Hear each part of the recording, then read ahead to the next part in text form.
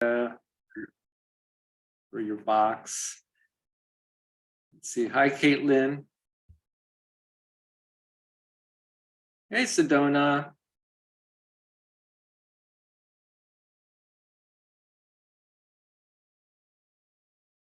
And if it's possible for folks to turn on their cameras in their situation, that'd be great. If not, that's okay too. We love seeing your name on the black box.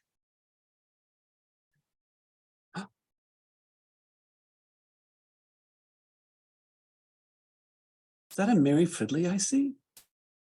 It is. Hi, Mary. The Mary Fridley, not a Mary Fridley. That's right. God, come on. Give me my due here. Hey, Omar. Great to see you. Welcome, welcome.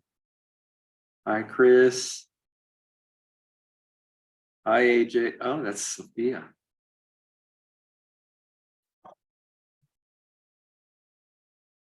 Yes, I did dress up for this one. I have I'm one of these people, it has to have a symmetry to it. Things have to have a symmetry to it. So I showed up to the keynote in a tux because I was going out to an event. And so I felt compelled almost to go put on my tux for Omar's plenary. I just wouldn't have felt right if I didn't, show up ready for an event. And this will be an event. Let's see, we got a couple people more coming in. Okay. All right, we got a full room. Lots of folks. Where are we at? All right, time to ready to get started? Ready? All right, so first things first, welcome back. Welcome to Cultivating Ensembles plenary session with Dean Omar Ali and his session titled Performance and Play in Academia, Building Culture and Community, One Interaction at a Time. What we'd like to do is we'd like to take a group picture to kick off the session. And so I'm going to ask Raquel if she's got any directions on how this picture needs to go. And because I'm actually feeling technically clumsy, we need someone to take the picture. Beautiful, excellent. I'm sure we'll end up with quite a few. I wonder, so the first one, we're going to imitate what some of us did in the share out just before, which is, because we're all these beautiful, fabulous human beings, we to understand performances in different ways as we're grinning forward. Yeah, we've already started, and don't worry about it. I'm going to start clicking because, yep, look at us in the camera, look straight at that like camera and grin as the wonderful person you are. Jeez. Yes. And now, cultivating ensemble style, we usually reach across. I don't know how we do it. Reach towards the camera or reach towards another person. There you go. Reaching for the world. Yes, yes, awesome. And one last one, the silliest joyful look you can think of. Awesome, beautiful. Cultivating ensembles. We may do one more at the close. Back to you, Jim. Thank you, everybody. Thank you, Raquel and everybody. That was wonderful performance. What a great warm-up. Just so that to create a little context, I'm going to hand it right over to Omar in a couple of seconds. But during the pandemic, when Barbara and I were looking around for where we might have our first cultivating ensembles post-pandemic, we were looking for a host institution, and that's really an important activity because it shapes how we build our ensemble and provides resources that we couldn't ordinarily get. I was invited to participate in something called Let's Learn. And in Let's Learn, which I've just put into the link, Let's Learn is something that Omar is also involved in leading. And I was invited to be on the advisory board of Let's Learn. And it hadn't been the first time that I'd sort of interacted with Omar. We run in circles around each other, like planets orbiting a system. Exactly. And I thought, so I'll work with Omar in Let's Learn. And I want him to know about cultivating ensembles. And I want to work with him some more. I want to build that relationship because I think what he's doing is great at his institution. And wouldn't it be great if we could all learn from that and bring some of what Omar's figured out how to do into our institutions. So that's kind of the backstory. I'm looking forward to what happens next. And please, a round of Cultivating Ensembles applause for Dr. Dean Ali. Thank you. Thank you. Thank you. Thank you. It's really great to be here. Thank you for the invitation. We really do try to yes and each other. And it's really, I think it's the best way to be human, quite frankly. I know that we shouldn't put a value judgment on these things, but I think it is the best and most powerful way that we can be human. And I wanted to bring what I had learned from many years of working in a community of organizers and activists that Raquel had mentioned a little bit in an earlier session. It was yesterday, her relationship with Dr. Lenore Filani and Lois Holtzman. And I think they too have been foundational in my own ways of thinking and being. And I'm very fortunate to be in a space where I can work with colleagues and friends who want to try and play a little bit. And I think being here at Cultivating Ensembles has been very inspiring for me to see the community that's been built up over time, whether you've been here for 1 minute, literally, or a decade. And it's infectious, I think, the kind of culture that we're creating. There has to be just sufficient numbers of people who are willing to be just sufficiently silly and playful for there to be sort of like this, it's almost like an enzyme. There's this reaction. You just have to have just enough.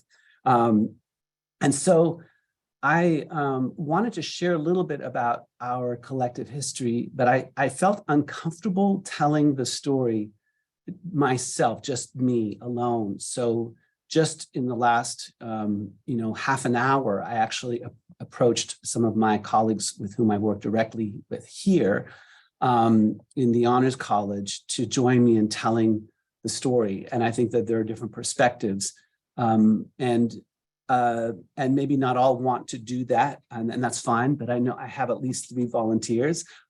People I asked them, they said okay. So let me just pan out a little bit and also just reflect on a comment that Jim made yesterday, which was that he was talking about how he has been able to do this kind of work in the classroom, but hasn't been able to, quote, scale up. I sort of beg to differ, because this is a scaling up what we're seeing here. But I know what you mean by that. Universities are very conservative institutions, and I think that it's challenging to be creative sometimes, quite frankly, in academia. The spaces that you're allowed to, quote, play are usually just in terms of elementary school education or improvisation in jazz studio, or in dance, in performance and theater. There's very specific places you can do that, but it's not seen as something that you can do outside of those particular stages and spaces. So we're part of a global community here, all of us, trying to bring this approach to being human, to learning, to growing, to building community by drawing on the power of play. And when I first became, when I first took on this role as dean, within I think it was about 6 months, I asked the provost, who's the chief academic officer, who I report to, the other deans report to, if it was possible to have a motto. And she said, well, let me get back to you on that. I have to ask some people, legal and all that. And in our next meeting, she says, green light, you can do it. And so I called upon our very own classical philologist, Dr. Becky Muich, who's here, Rebecca Muich, she's listed, but we go by Becky. How would you translate play, experiment, perform into Latin, right? And she gave it some thought, and then she came back, she said it would be ludite, explorate, perficite, if I'm getting the order right. Oh, thank you, Dr. Muich. Thank you, Becky. And so that became our motto. And it's helpful to have a motto because then you can sort of point to it, right? You can point to it, like, it's like when those stores that say, you have to wear shoes. So shoes must, whatever the expression is, the signs that say you have to have a t-shirt on or whatever. So we play, perform, experiment. That's what we do.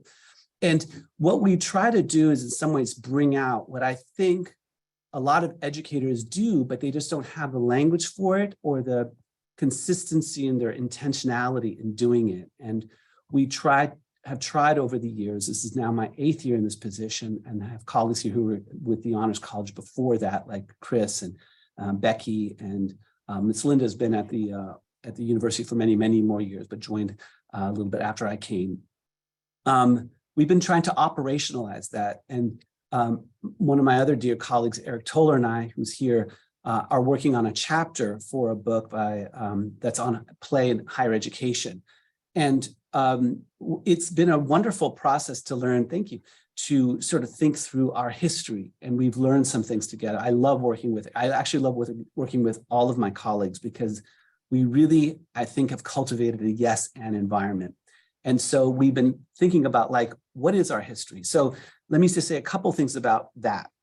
I walked into the Honors College back in the fall of 2015 as a faculty member at the university. I joined in 2010. I'm a historian. I study and I write about the global African diaspora. So people of African descent, obviously Africa, the Indian Ocean world, Mediterranean in the ancient world now, and then Latin America, and then go to North America and African Americans. So I do world history with a focus on the Black diaspora.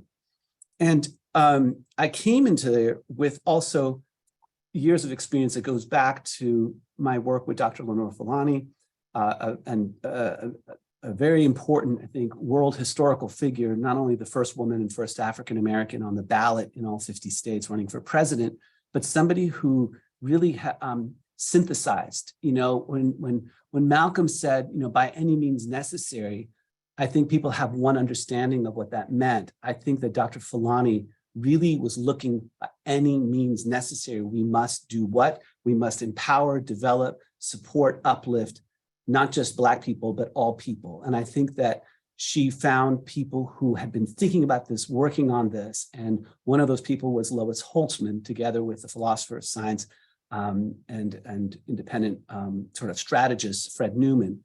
And performance becomes this powerful tool. And I began to see the power of that when I was working in New York with the All Stars program, the Castillo Cultural Theater. And it wasn't in some ways completely obvious. I was mostly attracted to this community of grassroots organizers from many different backgrounds because they were just kind people who seemed very open. It was kind of basic like that.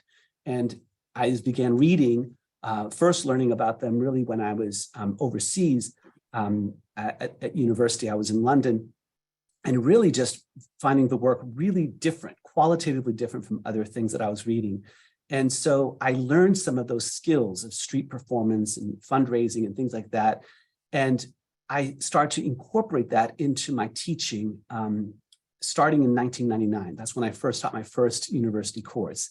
And I began to see the power of that. And so by the time, 2015, I had many years of experience of performing in the classroom like Jim and others here, and seeing the power of that. And I wanted to take it to another level as Dean of the Honors College. And the Honors College had at its height, we've lost a couple of people because of budget cuts. There are about 7 of us now, 6, 7 of us who are professional staff. And then we have all kinds of people who are instructors who join and teach there and have adopted our approach.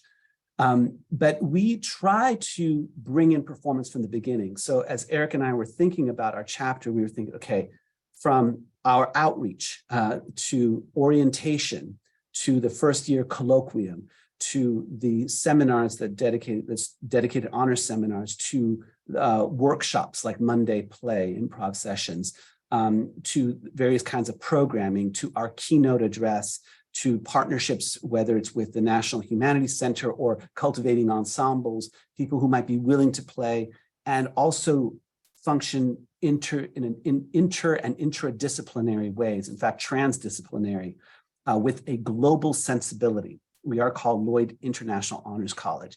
So what I want to do is actually stop there and let some of my colleagues speak to some of what that looked like.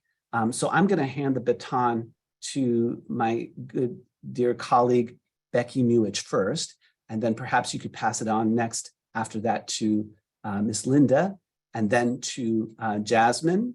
And then if others in the ensemble would like to share that, let's do that. And then we'll take it from there. Does that sound okay? Okay, great. Oh, but first, just if we could just take 1 minute, if you had a really tasty lunch, I want you to literally try to get your eyeball as close to the lens as possible of your camera. Okay, so if you had a really tasty lunch, I want you to get in there really close and see if you can get your eyeball in there. Okay, good. All right.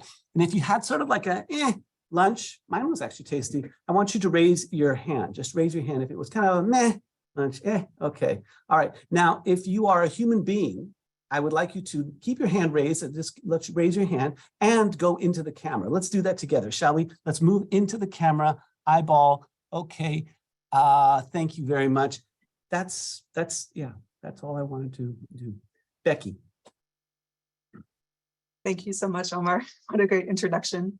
And I think it's kind of typical of what we all sort of experienced when Omar came on as the dean. I was here in the Honors College before he arrived, and I had very little experience doing any sort of playfulness in the, well, I don't know if that's entirely fair, but it wasn't something I intentionally tried to incorporate, playfulness or improvisation or performing. Even though I am a scholar of the ancient world, and even though I often teach Greek tragedy, it didn't really occur to me to think more intentionally about including performance or any of those elements into the classroom.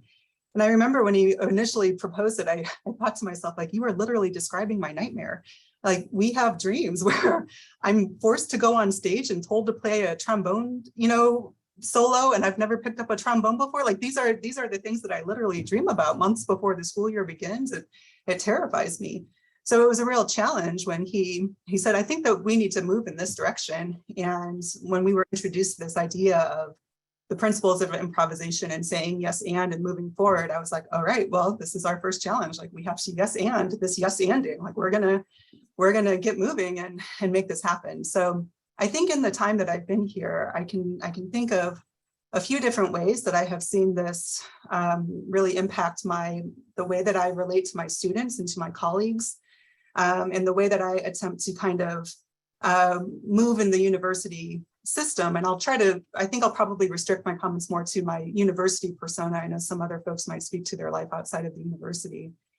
But, Omar mentioned our colloquium class, this is our introductory course for our first year students. It's a 1 credit hour class that all honors students are required to take. And it is kind of part orientation, part discussion group, part playfulness arena, and part advising space. So we do lots of things with this class. But I will say this has been such an amazing opportunity and such a great space to really introduce first year students to these ideas of honors being a space where having fun is just part of our motto. It's literally part of our mission. So we read works from Lois Holtzman, we read Dr. Fulani's writings. We talk about the ways that honors needs to be democratized and needs to be kind of dismantled in some ways. Those hierarchies that we associate with honors need to be challenged, and the ways that play can be part of that space. So certainly the Monday plays and the outside activities are really important, but we also challenge ourselves, each instructor, to include playfulness in the classroom. And that has been really, truly transformative. I can't think of a better community builder for first year students than forcing them to do improv with strangers. For the first couple of months of school, they're still trying to find their way in the classroom, and they're still and at the university, and they don't have strong, effective bonds with people yet. But when you get them together in the class and you say, okay, we're all going to play this game together, me included, and you're going to look foolish, and we're going to applaud that. When we set up these rules and these ground rules, you can literally see them like opening up, and like little tendrils of connection starting to form. And even if they are mortified, it's a shared mortification, right? Everybody is experiencing it together. And I was so struck that the whiteboard activity this time around has been I'm a tree, because I literally played I'm a tree in person with my students on Thursday or on Wednesday. And it was the most fun to hear my students say at the end of like the 20 minutes that we played this game, this was my favorite one yet. I had so much fun. They're really receptive to it. And I think that since our goal is to help our students form a tighter community at a larger institution, to not feel quite so overwhelmed at a 20,000 student institution, to not feel kind of engulfed by the enormity of being a biology student in their first year, we want them to feel a little safer and a little closer. And I think that intentionality around performance and play has been a huge driver in making that happen. And I think on a slightly smaller level too, part of the way that I have begun relating to my colleagues has also included performance and play. There's rarely a meeting that we all have together that doesn't begin with a game or end with a game, but also even in spaces where I operate outside of our ensemble in our classroom, we usually end our meetings with a game, or we'll start our meetings with a wacky question, like what's your least favorite music instrument? It doesn't have to be, chit-chatty, like, oh man, the weather, yeah, hurricanes, geez. We try to move beyond that and just learn something a little silly, and it's completely meaningless, but it's also not, right? There's ways that we're building those connections. And I don't know that I would have been as thoughtful or as intentional about community spacing and building community through just relaxing and being playful and having fun if I hadn't been encouraged to do so through our own mission, our own motto, and then even our own curriculum and our pedagogies here in the Honors College. So I'll end off there and pass it along to Linda. Yeah, I just wanted to say thank you, Becky. And Becky was one of the early sort of colleagues who did not look at me like I was completely crazy when I started to talk about play and improv and honors, because honors has the reputation of being a little bit more stiff.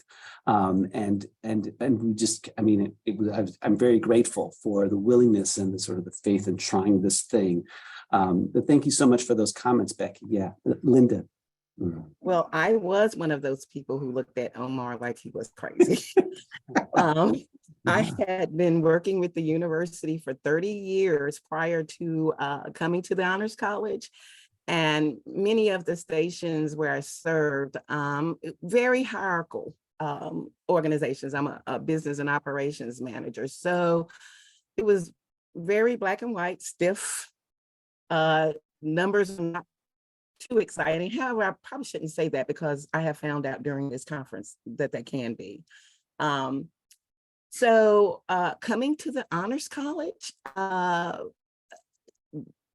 my experience was that I had not been exposed to this performance and play. That was not my experience in my professional career. So like Becky, I was quite intimidated by it, with the feeling of being foolish and being silly.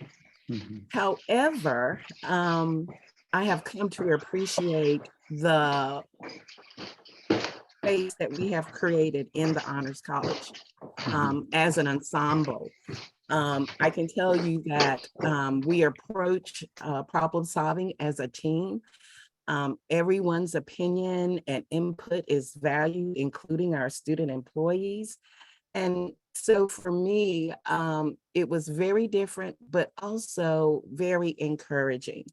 As the problem solving, as far as the ensemble, it just seems like when we're discussing ideas that it's like a no risk space, right? We can just throw out our ideas and talk them out, and no reprisals of jeers or sneers, because we're all just contributing and trying to come up with the best solution that we can. So I'll share with you a couple of examples where I've used performance and play. I use it with my student employees. We try to create a working space where everyone feels valued and it is okay to have fun in the workplace. I also use it as a mentoring tool for several of the students that I mentor with the Guarantee program. And it just allows the students to, I guess, speak more freely about some of their challenges too, when we do it that way. And then the third example that I'd like to share is on a personal level. My mother was recently diagnosed with vascular dementia. And so it is a very new space for my family, my siblings, as we face with this new challenge. And I have found that being able to play games with my mom, because when we were growing up, we played lots of board games. When she gets confused or has anxiety, that is a way that we can communicate and come back together and think about, happier times in our childhood. And so I'm very grateful for this experience and expanding my ability to relate to people on so many different levels by using it. So this has been really great for me. Personally and professionally. I pass it on to Jasmine. Thank you, Miss Linda. I just want to give a student perspective into this. So when I first came into the honors college, I was very nervous about, a big school, many students. But really, what really made me feel like I was at home here was being at the honors college dormitory in North and South Spencer. And that's where all the most of the honor students are located. And I was able to find a home and a connection with other students and just bond with them, not even in the classroom, but also outside, and just build that close community. And one way we use performance and play, back in August, we had honors orientation, and we did a parade down on College Ave, a very popular street on campus. And it was just so amazing seeing Dr. Ali with this trumpet and all the students looking kind of lost. But then after a while they got into it, yeah, just really proud about it. And then we went down and we played a bunch of games. And the final game was playing rock, paper, scissors. And it was just really nice to see all the students' smiles and just bringing everybody together into this large community. Thank you, Jasmine. Thank you so much. You brought so much light and joy to our space here. Thank you.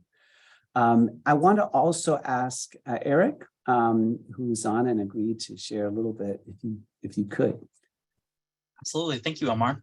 When I first came to the Honors College, it was as the graduate assistant for the Honors College when I started my MA program. And when I kind of came into the ensemble, at the time I didn't really understand what that would mean for me. I did theater in high school, so I knew the idea of an ensemble, but I didn't know about it, or I had never thought about it in relation to being in a workplace. But I remember coming to that first ensemble meeting and we started playing games, and I was kind of just sitting there like, what are these people doing? Where am I? What's happening? What have I got myself into? Because I've historically really struggled with particularly the vulnerability aspect of playing and improvising. I think there's the ongoing fear of wanting to maintain looking cool, I guess, and not looking silly. And being in this space where you're actively encouraged to look silly and it's celebrated is something that has really impacted me in a lot of ways, just the way I approach my classroom, both as a student and as a professor or instructor, as working with other people in any space. I can just come with that improvisational lens and really feel more confident in just going for it and not being afraid of looking silly. Even right now, I was not prepared to say anything. And then Omar sent me a chat asking me to speak. And yeah, this is all just off the top of my head.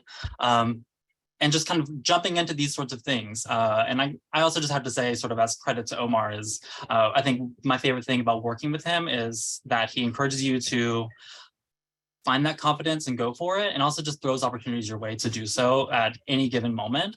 And I think he's done that for a lot of us here. So I just want to sort of express that gratitude as well. Yeah. Thank you, Eric. Well, one of the great joys has been to work on this chapter together with you about some of our history. And I was thinking about the challenge that we had to incorporate like our failures, right? Because I don't think that we want to convey to anybody that it's all been like, okay, we've had some challenges. And I think part of it is also, I was just thinking about like how when you fail, the thing you can do is celebrate it and learn off of it and grow. So one thing that we failed, to go back to Jasmine's comment about the orientation, was that after the parade, we went to the park and we were playing some games, and we kind of had these stations. I mean, we're talking about like 200, incoming students. So it's a lot of students, and we have these stations and stuff like that. We had all these plans with that, but it just like, it went so terribly like people couldn't hear. It was just like that. So we just sort of like decided we would just rock, paper, scissors, and each group would do that. And then we had this tournament basically, and it became this like extremely funny thing, but we just abandoned our plans basically. So yay, and so we learned, like, if we do this again, let's just go straight to rock, paper, scissors. Let's forget all that other stuff. Let's just go straight to that. But that's how we learn, is by trying stuff. And I just so appreciate, my colleagues' willingness to kind of just try stuff. But we're going through some major challenges at the university here. As many people know, there's a sort of enrollment decline, there's budget cuts and all that. And so we've been trying to figure out creative ways to kind of handle. But I feel very proud and happy that despite this, I think that we keep kind of trying to create new spaces. And I think that it's sort of a testament to the collective that we've been able to kind of do what we've done in partnership with many people. If there's anybody else who's affiliated with the Honors College who wants to say anything, please do so. I know there's some students on the call here. If you'd like to jump in, we'll just give like a few seconds for people to decide if they want to do that. I'll do this. I'll do a countdown. How's that? Like a 5, 4, 3, 2, 1. So here we go. Ready? 1. Oh, on 4. Yes, Dr. Kirkman. Thanks, Omar. I just wanted to add in, I really appreciate working with the group that I work with, and really appreciate what everyone has added about adding performance and play to the experience in the office. One of the things I thought of including here is one of the things I do primarily is working directly with students and advising. And one of the things that Omar brought with Lois Holtzman was this idea of play that students function as a head taller than themselves, and that thinking of addressing our students as sort of in their future development. And I think that is an incredible way of communicating with students. And I think they respond to that level of support in just enormous ways, because you can see them growing semester by semester into their own interests. So just wanted to add that in there. Thank you so much, Chris. Yeah. So that's a little bit about, who we are and what we've tried to do. There's so much more to say about that. And, we keep trying to tweak and adjust and just be supportive of each other. And, one of the things I think we do is we play sort of a role in the university because our students come from all the different sort of majors. So we have students from, biochemistry, philosophy, to studio arts, et cetera. And they have an impact. They are disproportionately represented in sort of leadership roles in clubs and student government and things like that. And we want to infuse that. And we have been trying to infuse it into the larger culture. But there's pushback. There is definitely pushback. When I walk into Provost Council, which is me and other deans, it's challenging to be silly and playful. And I've now worked under 5 provosts actually in the time I've been here. It's incredible. But one of my provosts was especially supportive, and not surprisingly, she was the one who essentially recruited me and for the position. And she was very, very, very sort of kind of giving me the space. And I think it was just enough to kind of get things going. But it's challenging, and faculty members tend to be one of the most challenging groups because improvising and play and is about going back to the point that I think Eric said, or maybe it was somebody else, about vulnerability. You have to be a little vulnerable and be willing to be silly. And I think a lot of people want to keep control. So I know we have about just over 10 minutes left. So I thought maybe at this point, what we could do is just open it up for questions, comments, observations, play, whatever people want to do at this point. So floor is open, friends.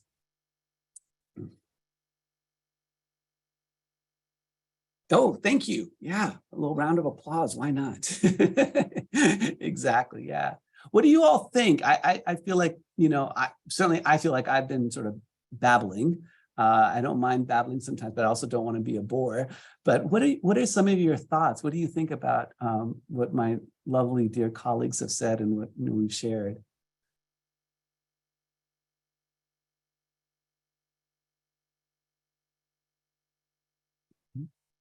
I always find there's such a wealth to respond to that it takes a few seconds. So we're in that 5-4. Nancy Watt. Thanks, Jim. Thank you, Omar. And thank you to everyone from Honors. I love it when the plenary speaker brings an ensemble to deliver the keynote. What I love about what you do and what all of us do here is that yes and aligns itself with the pedagogical theory of how we learn. And you use words like vulnerability, which is the yes. I don't know what I have to say yes to, but that's what I have to do, and that's vulnerable. And when I use that, my own voice, that is empowerment. And how we learn, the brain is just a scaffolding of vulnerability, empowerment. Have you experienced, so my question is, have you experienced the students or colleagues taking this beyond your experience with it? Have you seen any type of contagion or, anything else that is, yeah, I know, Rebecca, it's like pun intended. That's a great question. I think to Raquel's point, it takes some of us a beat or longer to process. I've had students who, and I think that anybody who's been in education or has mentored in some way people, sometimes it takes people literally years to kind of appreciate and sort of process and experience something, and then be able to then recognize that and share that. And so I think pretty regularly I have students who I've known who will do that. And when you get, especially these days, when you get an actual physical card, like a little note, right? It's like so powerful, right? Because you can hold it, I mean, I love emails and stuff like that, but there's something about that. So I think I've seen that now that we've been doing this for a time now. It's been at least 8 years in this role, and students also that I knew from before that. But I see another hand up, Mike. Yeah, thanks for your talk, Omar, and thanks for the students and Linda and everybody that contributed, and Rebecca. But it strikes me that you're just trying to make college fun, right? And I mean, I did not have fun when my undergraduate. It was not fun. I was way too stressed out about grades. I learned through memorization. I was motivated by fear of failure. It was not fun, and I think that's why. I think that's why we're here. We want to make college fun, and we want to make classrooms a place to look forward to. Yeah. I want to make my classes a place that students look forward to coming, not a place of dread.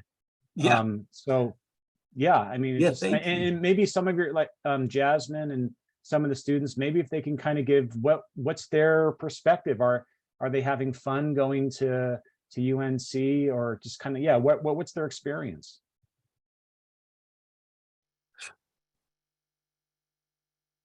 Let me just jump in while others are thinking about that. I know we have several students here, which is that I agree, fun is great. and I like to have fun. I'm sort of like people who know me know that this is kind of how I am. I'm just sort of playful and silly naturally, or that's kind of my usual default. But for me, I think for me, Mike, and I think you might agree with this, is that it's fun and it's about empowering our students. Like I'm really dedicated to the empowerment of all people, but in particular our students, because that's kind of who I immediately serve in addition to my colleagues, because I think that we develop by creating our environments, shaping them. And I think that we have tools, methodology that can do that.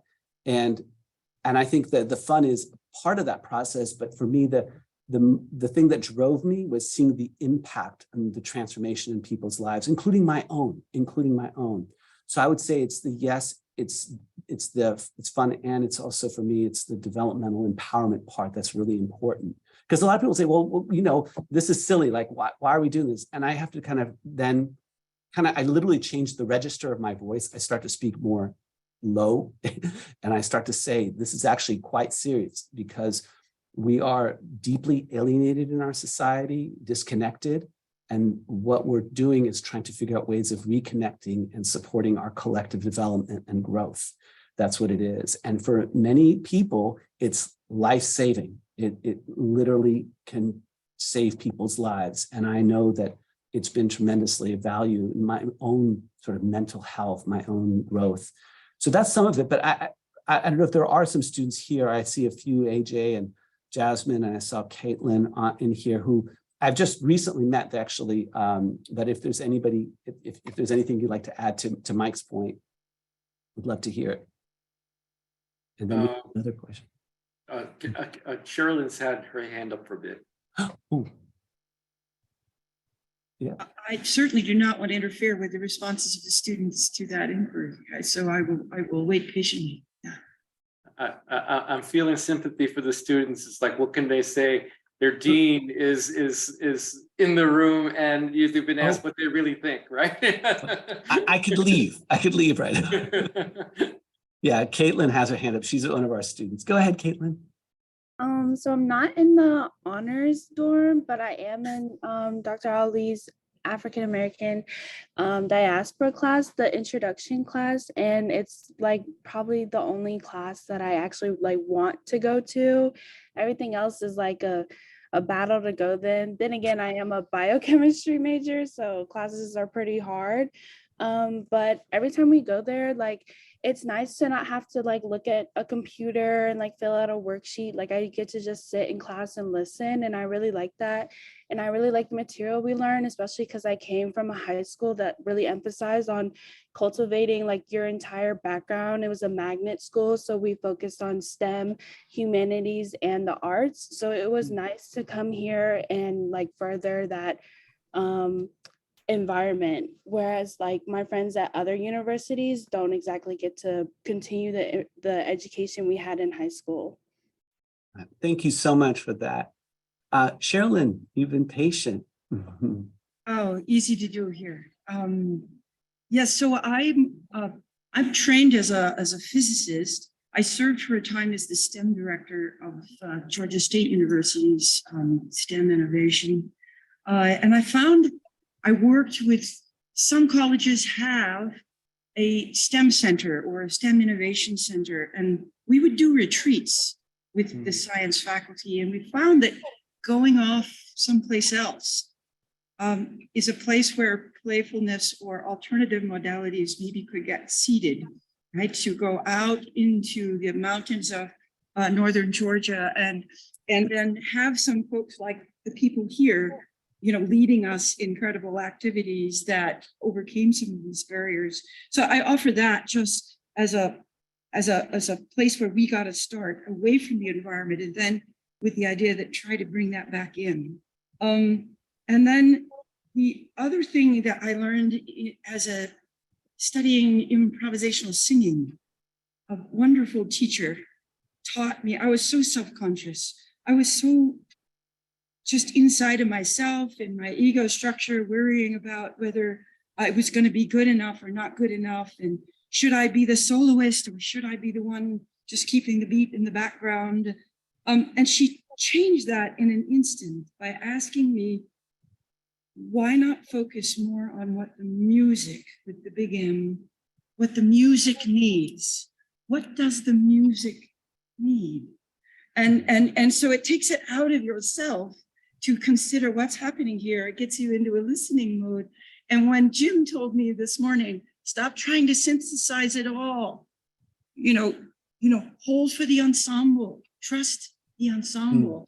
That was a very powerful message that, it was similar to my improv singing teacher that helped me get out of myself, and contributing to the ensemble. So, yeah, Thank you so much. Thank you. Yeah, I know we have less than a minute to go. I'm so sorry. Yeah. It's all good. Thank you. Yeah, thank you. Jim, I give this back to you. Thank you all very much for your participation, for showing up. This has been wonderful so far, and it continues for a while longer. You can see in the chat, if you don't have it already, your links. I'd like to thank Omar and his team for helping us to produce this conference. It's been absolutely wonderful. It's everything that I thought it could be and more. See you soon in session A or session B. Thank you all so much. Bye-bye, everybody. Thank you.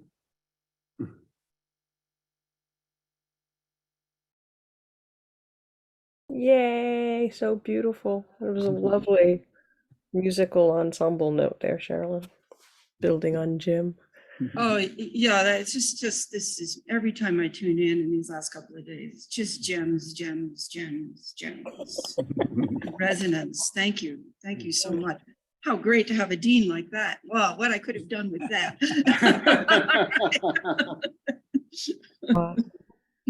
Off to session A or B? Yeah, you got to choose. Tough moment.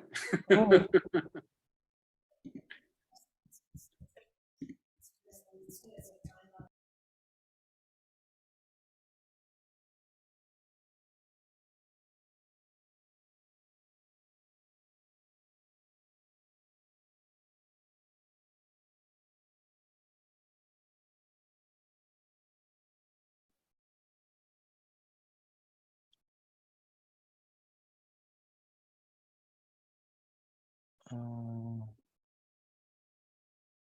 Hi, Nick. I'm having a bit of trouble finding the link to session B. Or am I Okay. losing it somewhere in the chat? I can drop that one in the chat for you. Thanks, Linda.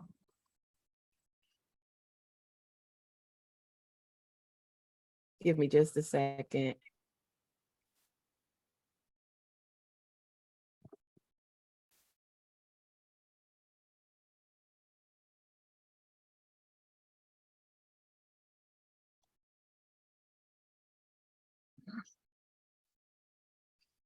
You see it?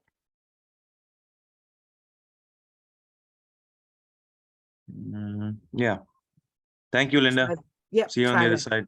Okay, thank you. Ken, can we help you with anything?